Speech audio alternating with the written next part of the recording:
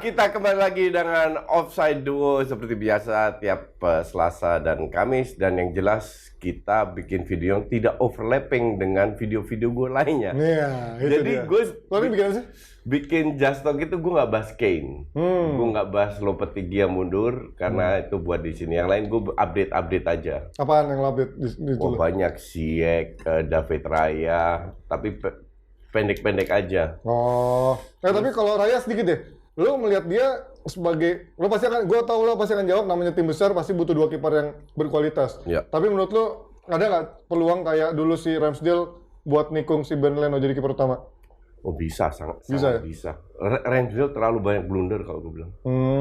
Ramsdale itu nggak jauh beda sama De Gea. Refleksnya bagus, tapi bola-bola gampang sering kebobolan. Ya, tapi levelnya nggak sampai De Gea lah ya. Enggak, masih di Untuk- bawah. maksudnya Cuman gitu. gaya bermain itu Oh, mirip-mirip. gitu. Jadi kalau dia melakukan save ya bener banyak juga. Cuman untuk selevel dia terlalu banyak blunder. Tapi kan ini Dan kiper. build up-nya itu nggak terlalu bagus ya. Oh iya ya, buat gayanya Arteta. Berarti ini Ya.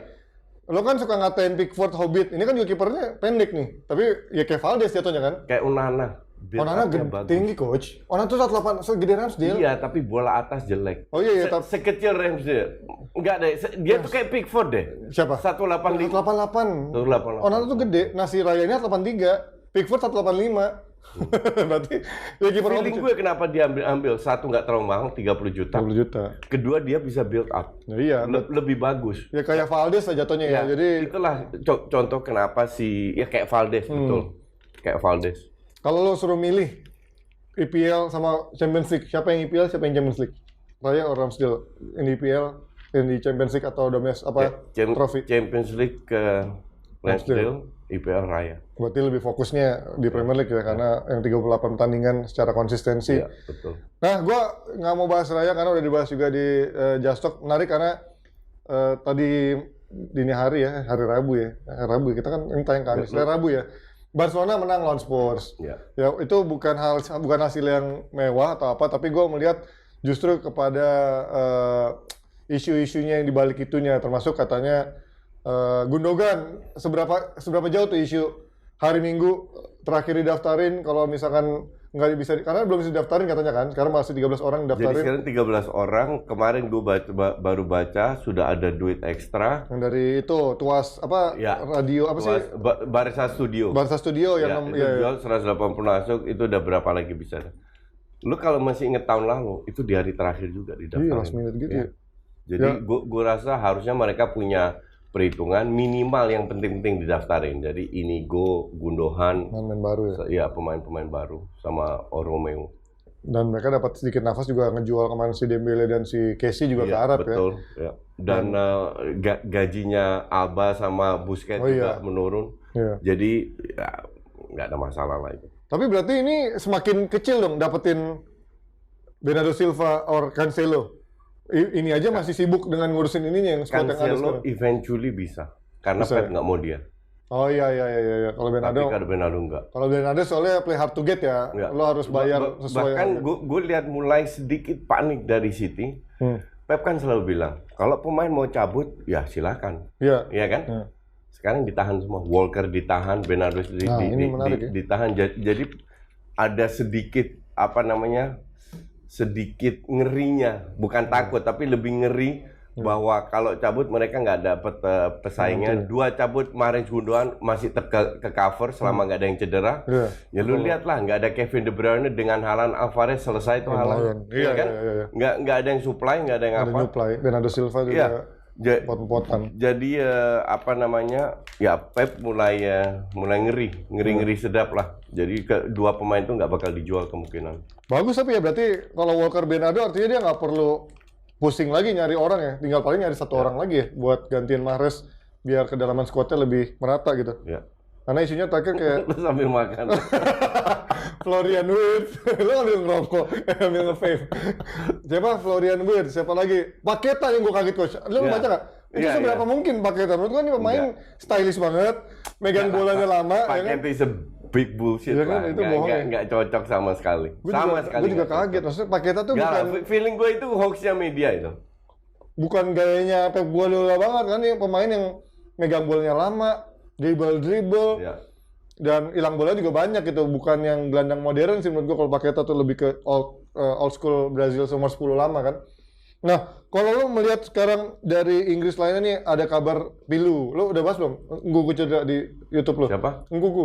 Ya cuman bahas Ngkuku cedera aja, nggak panjang. Semua yang gue bahas itu pendek-pendek semua kok. 4 bulan. Ya, ini pukulan dan Ngkuku ini kan salah satu pemain yang minimal punya added value. Kalau gue bahas di DPI, gue lihat Chelsea ini kualitasnya pemain sama semua, gayanya sama, dan beberapa pemain tampangnya sama. Sampai gue ini siapa lagi ini? Ngerti nggak? Nggak gitu. Nggak, kalau dari jauh kita nggak kenal kan, ini siapa lagi, ngerti nggak? Nonton di stadion kan susah ya, nggak kelihatan ya. Iya. Nonton dari TV juga jauh, screen-nya jauh. Oh iya. Jadi Ngkuku ini salah satu pemain yang punya added value, walaupun gue sih nggak yakin juga dia akan sukses. Tapi cedera lama, 4-5 bulan. Lutut itu unpredictable ya. Iya. Jadi kadang bisa lebih lama, kadang bisa enggak. Makanya dibilang minimal 4 bulan ya. Ya, itu minimal banget At itu. least 4 bulan. Apa namanya? Ya, apakah mereka beli striker? Gue nggak yakin. Ngkuku lebih ke winger ya. Iya. Dan Ziyech nggak dikasih nomor ya? Dia, Odoi, Lukaku. Nggak, itu nggak dikasih nomor. Jadi mereka harus out. Atau Ziyech bilang ya fuck you lah, gue apa namanya? Gaji buta aja gue. Gue 2 tahun gaji buta sampai 2000. Kayak Bukhari kan? Iya, banyak yang kayak gitu emang main-main yang kena gaji jadi buta. gaji buta aja. Karena dia kan nampaknya duit ini penting juga untuk Ziyech. Buktinya Arab ditolak karena selisih dikit juga iya kan. Tapi berarti ini harusnya bikin Chelsea nge-push Vlahovic nggak? Karena kan dia harus offload Lukaku tuh. Enggak lah. Lu emang karena main Vlahovic ke Arsenal. Oh iya. Kan udah nggak mungkin lah ya udah ke 30 juta. Bentar. Ini intermezzo dikit. Gue kemarin interview dengan Odegaard. Oh iya, banyak yang nanya. Itu tayang kapan? Ya, itu tayang kalau nggak tanggal 11, tanggal 12 menjelang IPL. Di channel video. Video yang kalian bisa beli di Lapak Gaming. Nanti kita bahas itu.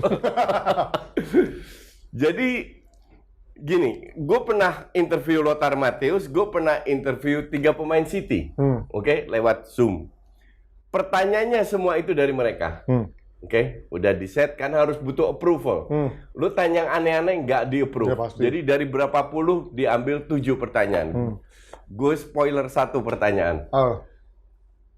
Ada 1 pertanyaan, Arsenal udah beli banyak pemain. Kira-kira gimana ke depannya? Menurut lu gimana? Gue tambahin. Apakah lu masih butuh striker? Terus dia jawab. Tapi gue udah minta izin. Oh, ya. Gue slip-slipin ya. Oke, boleh. Jadi dijawab. Ternyata gue agak kaget jawabannya. Dia nggak butuh. Oh ya? Ya. Mungkin dia cukup pede dengan squad ini. Ya kalau dia kapten ya. Atau mungkin dia nggak enak sama Ketia. Itu menurut gua makanya dia leadership kan. Dan orangnya itu diplomatis banget. Ramah sekali. Gue agak gini ya. Odegaard ini kelihatan lahir dari keluarga tidak miskin. Iya, berada dia. Oke. Ditanya, jadi ini yang kocak. Sebelum gue interview, itu Star India yang interview. Oke. Cuman gue bisa lihat mereka. Oh gitu. Gue bisa lihat mereka interview. Lo ketawa dong. Kameranya gue matiin, mikrofon gue matiin. Tapi lo denger kan. Salah satu pertanyaan adalah sport yang lu suka selain itu apa? Dia bilang, dia mikir. Dia jawabnya apa? Tenis. Dan asal kalian tahu, tenis di Eropa itu olahraga menengah ke atas. Orang berada juga ya. Orang berada. Biasanya orang berpendidikan, latarnya juga menengah ke atas. Dan kelihatan banget, Odegaard ini berpendidikan. Sangat dan very diplomatis. Kalau dia nggak bisa jawab, sedikit diulang. Pokoknya intinya adalah gue kasih jawaban yang nyaman dan aman lah. Dan ya lu harus nonton. Tadi itu gue juga gue happy ya diminta sama, karena Schmeichel udah gue tolak kan. Aing dapat Schmeichel, Aing. Ini sebelum gue bahas rate loh. Tapi gue merasa nggak nyaman aja karena dia juga pemain MU. jadi Schmeichel gue tolak, gue ditawarin Odegaard, gue ambil. Ya lo nggak mungkin sih coach kayak gue kemarin Schmeichel seharian coach. Iya, nggak mungkin. Nggak mungkin. Bener Itu mau bayar lo berapa sih rate-nya kan ya? Dan sebelum ngomong rate aja udah gue tolak. Iya. Jadi gue happy masih diberi kesempatan sama video untuk interview dan ya kalian nonton tanggal 11-12. Tapi kalau ngomongin soal itu gue juga itu ya kemarin gue juga kan interview Schmeichel tuh kaget gue. Ternyata di hari sebelumnya tuh banyak kejadian-kejadian yang akhirnya membuat Schmeichel tuh jadi lebih diprotek lah sama manajer dan juga itunya Premier League kan. Karena di hari sebelumnya kan dia ketemu preskon, ada komunitas, ada dari TV juga kan. Dan itu katanya ada yang asking some stupid questions yang bahkan dia bilang katanya it's stupid questions dia bilang. Salah satunya pertanyaan yang dia bikin kesel adalah are you United legend or City legend? Itu yang akhirnya dia bilang it's stupid questions. Yang kedua hampir semua media, semua preskon, semua komunitas pasti nanyain makanan favorit kamu apa dan dia akhirnya bilang why you are so curious about kenapa kalian suka banget nanyain makanan Indonesia yang suka gue makan. Dan itu akhirnya hari gue datang pagi itu, Mas, ini pertanyaan banyak yang revisi ya, yang soal how Indonesian are you, yang banyak isi pertanyaan, terus kata-kata Indonesia dicoret semua. Terus soal yang kayak United Legend, City Legend itu juga dicoret semua. Sampai gue sempat nanya juga nih, wah katanya dia moodnya kemarin kurang bagus, katanya kemarin pulang duluan tuh yang di Citos apa nggak salah kan. Terus gue sempat nanya nih kayak gini pertanyaan aman nggak nih? Ada pertanyaan soal the greatest goalkeeper. Gue sempat nanya, katanya udah di ACC sama Premier League. Terus pas gue tiba-tiba, gue pertama, abis gue tuh ada 2 media lain TV, dia datang, tadinya mau di brief dulu sama orang Premier League Indonesia nya, nggak sempat, tiba-tiba dia langsung duduk pakai audio. Gue nanya, lu udah lihat kan pertanyaannya? Dia bilang no, belum. Dia bilang gitu kan, mampus lah gue bilang, ini gimana nih kalau salah nanya? Udah bener, pas gue nanya soal greatest goalkeeper, I'm not prepared for answer that questions. I'm not answer that. Dia bilang gitu. Akhirnya gue pikir dia bercanda, tapi abis itu dia kayak ada ngomong pengulangan yang kayaknya dia nggak mau jawab itu. Gue langsung, mampus nih gue, dia moodnya berubah apa gimana nih kan. Akhirnya gue ketawain aja. Tapi ya itu, ternyata interview orang luar tuh ternyata nggak segampang itu, apalagi dia gitu. Dan dia tuh bukan bagian dari Premier League Production yang memang di brief dari awal. Dia tuh setahu gue memang diambil tuh karena agency, emang langsung dari agennya dia langsung gitu, bukan dari bagian dari Premier League Production yang ambasador Premier League. Beda kan kayak Owen tahun lalu ditanyain apa aja tuh dia siap gitu kan. Lo main di sana sini. Tiap karakter beda lah. Tapi oke lah dia. Tapi sebenarnya oke lah, orangnya bahasa Inggrisnya bagus, gua ngerti. Bayangin kok gue dengerin bahasa Indonesia. Bahasa Inggrisnya bagus, bagus. Dibanding lo dengerin Wayne Rooney. Orang Skandinavia mah bahasa Inggrisnya bagus semua. Dibanding Scousernya Liverpool gitu kan. Itu sama Odegaard pun sama. Iya. Bahasa Inggrisnya bagus. Keren. Ya kayak orang Belanda juga menurut gua banyak yang bagus ya. Yang Belanda juga bagus. Itu oke lah, itu dia menarik banget, intermezzo dikit. Lumayan. Interview Odegaard, interview Peter Schmeichel. Semoga kedepannya ada lagi ya. Next, sebelum lanjut nih kita punya info tadi karena kita juga ada disponsori untuk wawancara Odegaard dan juga Schmeichel by Video dan juga Premier League Indonesia. Kita punya ini juga nih, info buat kalian para domba dan juga outsider. Ada apa nih Coach? Masih ingat nggak lo Coach? Ya, weekend ini kalian tahu hari Sabtu dini hari, bahkan kick off pertama dari EPL, dan kalian tahu seperti yang gue selalu promosikan, selalu nonton di channel yang official. Oke, kita hargai itu, kita respect. Nah, channel official itu adalah video.com. Dan untuk kalian, untuk para penonton Offside Duo, kita berikan diskon ya. Kita berikan diskon. Kalian bisa cek di Lapak Gaming. Disitulah kalian bisa beli video, abonemen video Diamond selama setahun dengan harga jauh lebih murah. Nah, soal harga dan lain-lain itu urusan Panji. Karena Lapak Gaming menjamin langganan video dijamin termurah. Karena mereka ngadain diskon untuk Diamond All Screen 1 tahun itu dari harganya Rp831.390, diskon ke Rp739.000 atau pas Rp739.000 sudah termasuk pajak. Sekali lagi dari Rp831.390, diskon ke Rp739.000 sudah termasuk pajak. Dan ini bisa kalian cek langsung, belinya di Lapak Gaming tuh Coach. Dan atau kalau kalian mau langsung lihat, klik aja link di bawah ini deskripsi kita. dan langsung mampir ke websitenya Lapak Gaming untuk langganan video dijamin termurah. Betul sekali, dan kalian nggak usah tunggu-tunggu lagi. Kalian bisa cek toko sebelah, bisa cek toko samping, kiri, kanan, atas, bawah. Siapa yang lebih murah, dan kita garansi bahwa di Lapak Gaming abonemen video Diamond selama setahun itu yang paling murah. Jadi silakan langsung, mau nunggu apa lagi, karena beberapa hari lagi sudah mulai kick off. Lapak Gaming dijamin aman, garansi 10 kali lipat. Nonton Premier League langsung aja lewat video langganannya dari Lapak Gaming karena dijamin harganya termurah. Lanjut, kita ngomongin bagaimana MU baru beli striker mahal, coach, tapi kemungkinan absennya 6 minggu. Itu pun 6 minggu dia belum adaptasi. Oh, gue nggak tahu. Iya, dia ada cedera punggung itu loh, back apa dia bilang. Pokoknya kemungkinan udah bisa 6 kali nggak menang kalau gitu. bisa 5 sampai 6 minggu ya, bisa lebih cepat kan. Tapi ini kan pemain bahkan belum pre-season sama MU, match fitness juga belum dapat. Berarti kan minimal 2 bulan atau 2 bulan lah dia baru bisa tampil buat MU. Ini setback ya sih buat MU.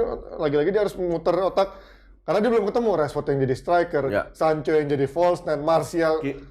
Kita tahu sikonya Erik ten Hag seperti apa, dan dia tidak mendapatkan luxury seperti yang dimiliki oleh City, oleh Arsenal bahkan, bahwa semua ada pelapisnya. Betul. Pelapis yang perform, bukan pelapis yang nggak perform.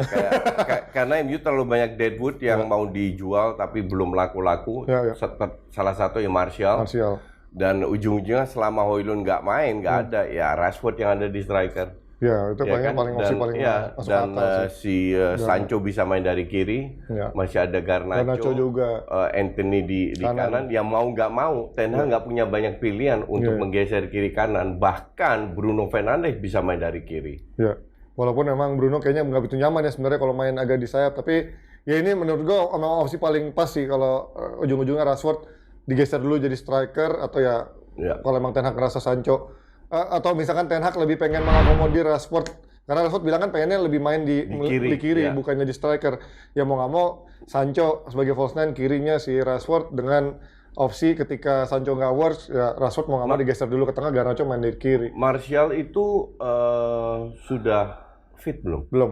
Belum. Tapi ya harusnya sih minggu ini udah bisa sih fit, cuman nggak dipakai lah, dia nggak ikut pre-season segala macam, jauh dari harapan. Tapi yang menarik, Greenwood nih coach, katanya dalam waktu dekat akan ada pengumuman, tapi sampai sekarang belum ada. Kemarin video muncul dia lagi latihan lagi sama bapaknya, sampai katanya dari pihaknya Greenwood tuh kesel banget, kok bocor mulu nih gambar dia lagi latihan. Terus menurut lo seberapa mungkin sih match fitness Greenwood bisa dipakai, atau memang ya ini hanya membuat pelapis untuk 3 bulan 4 bulan ke depan? Greenwood itu bakatnya luar biasa. Tapi kan kalau lu tahu, itu salah satu pemain yang gue dari dulu suka. Salah satu dari sedikit pemain MU yang gue paling suka itu Greenwood.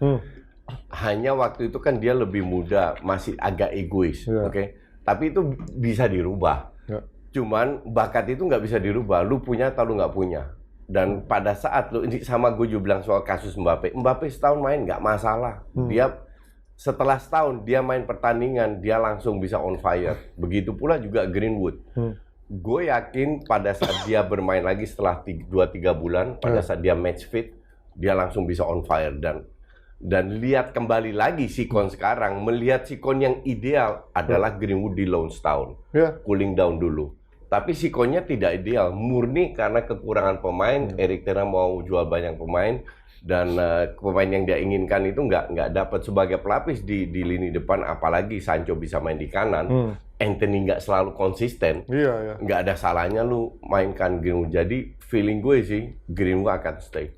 Karena isunya kan gue baca di postingan-postingan itu ya, kebelah dua tuh masih banyak fans MU yang bilang, ngapain sih masih ngurusin ini pemain, sampai ada yang ngebully kan dari latihan-latihan syutingannya banyak yang nggak masuk kan, yang mental segala macam. Bilang wah gila nih, emang fansnya aja udah banyak pasti yang ada. Pasti udah pro kontra ini akan terus ada sih sampai dia. Apalagi MU fansnya paling banyak mungkin di dunia sama Real Madrid kalau nggak salah. Yang mau ya. Jadi hal-hal kayak gitu. Wong kita nggak terlalu banyak aja, banyak yang suka ngebully. Ya gua aja bukan siapa-siapa masih suka dibully. Emang kalau nggak bully mereka itu nggak punya kehidupan. Iya sih, jadi harus ngebully biar merasa lebih superior, lebih hebat daripada kita. Iya. Padahal di dunia nyata they are nothing. Tadi kan gue live TikTok ya, Coach. Intermezzo sedikit. Tadi gue live TikTok kan buat menuin fitur unlock ya. Lumayan ada 150 orang yang nonton. Tapi jadi itu banyak yang bilang, lu ngapain kesini? Lu mau jadi ngikutin Mardel atau apa? Bilang, ngapain gue jadi diserang sama fansnya Mardel? Saya udah bilang, lu kenapa sih kalau di Offside 2 cuman iya doang sama Coach Justin? Bro, ini emang talk show ngobrol berdua, diskusi, bukan show kayak di DPI atau kayak lu nonton Coach sama Pange, karena semuanya udah tersetting dengan program sama tim produksi. Kalau ini kan emang kita sharing sama discussion aja, bukan emang buat show yang berdebatan kayak gitu. Tapi ya itulah, gue dibully-bully gitu. Gue jelasin soal TikTok ya. Jadi seperti yang gue bilang, gue mau fokus ke YouTube, oke? Pensiun dari TV. Artinya YouTube ini udah banyak program yang gue miliki. Ya. Bahkan gue lagi, ya Panji nggak tahu, gue lagi mau bikin dengan beberapa temen yang lain, bikin konsep baru.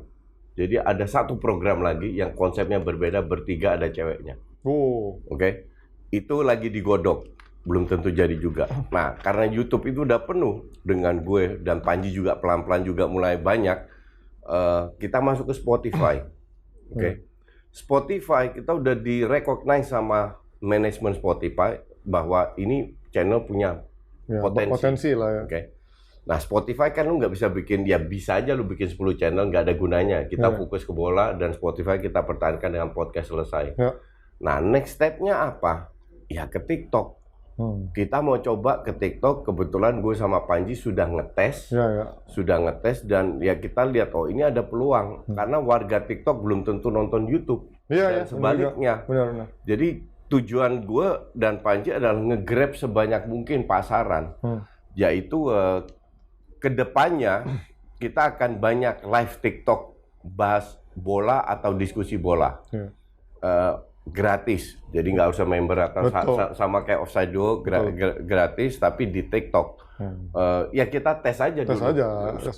Kalau menguntungkan juga buat kita, ya kalian harus sadar lah, ujungnya kan kita cari duit di sini. Kita profesional. Panji pun kerjanya sekarang udah fokus sebagai host, udah bukan karyawan lagi di mana-mana. Dia butuh banyak kerjaan juga. Kalau ini sukses ya kita lanjutkan. Nah itulah kenapa kita mau grab semua pasar sepak bola yang ada di Indonesia di semua platform. Ya, maka tadi banyak yang nanya, kenapa lu Bang live TikTok sekarang? Ya itu, karena gue mau akan live TikTok sama dia rutin, 2 kali seminggu maksimal. Tapi itu fitur live gue belum kebuka semua karena gue nggak pernah live. Nah, gue harus live dulu dalam beberapa waktu depan sampai gue bisa akhirnya join di live. Gue kasih lu target, bukan weekend depan kita harus live. Oke. Jadi dalam seminggu lu harus banyak live biar unlock. Oke. Nah terakhir, ini Maguire McTom berapa sih pantasnya? Kok MU masih sok-sokan nolak 60 juta buat 2 orang? Lu tahu kenapa 70 juta euro, 60 juta pound? 60 juta pound sih. Lu tahu kenapa mereka play hard to get? Karena ini home ground. Bukan karena mereka hebat, karena home ground, dan West Ham butuh pemain home ground. Itulah kenapa, dan feeling gue ini akan naik. Ini akan ke 70 maksimal 80 sih, 80 itu maksimal. 80 antara 70 sampai 80 juta pounds ya.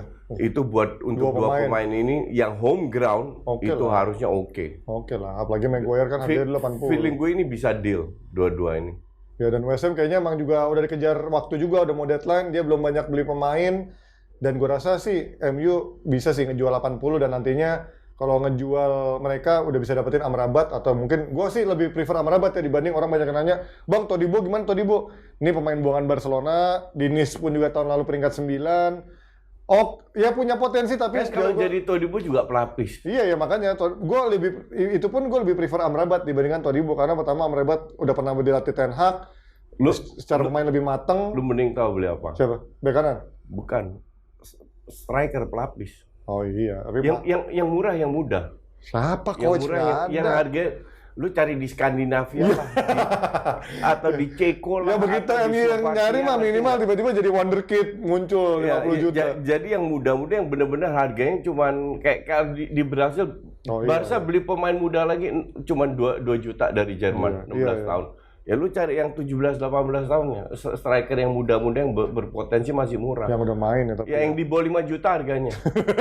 Ya at least kan bisa jadi sub. Iya sih. Ya, itu mah mendingan sekalian ngambil dari akademi langsung kalau kayak gitu. Ya kalau ada. Iya, ada. Buktinya nggak ada selama ini. Nggak ada yang cukup bagus untuk main di tim utama sih. Makanya cari di tempat lain.